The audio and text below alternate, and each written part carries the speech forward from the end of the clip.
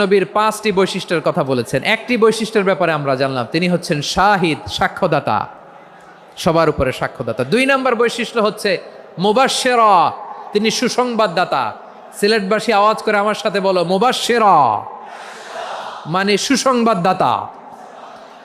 তিনি আল্লাহর রহমতের সুসংবাদ দেন, তিনি জান্নাতের সুসংবাদ দেন। এই উম্মতের মধ্য থেকে যারা গাফেল, যারা অবাধ্য, যারা সীমালঙ্ঘনকারী, তাদেরকে বিশ্বনবী আল্লাহর রহমতের সুসংবাদ দেন। তিনি বুঝান আল্লাহর দরবার 24/7, 24 ঘন্টা খোলা।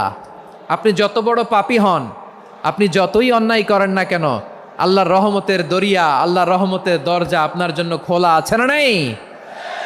জায়নামাজটা বিছিয়ে দেন, চোখের পানি ছেড়ে দেন, 2 রাকাত নামাজ পড়ে সেজদায় লুটিয়ে পড়ে কাঁদেন। যত গুনাহ আপনার হোক না কেন, আপনার গুনাহ মাফ করে কবুল করে নিবে কে? মুবাশশিরাম বিরহমাতিল্লাহ। বিশ্বনবী তিনি সুসংবাদদাতা, বেয়ারার অফ গ্ল্যাড টাইডিংস, সুসংবাদ দেন।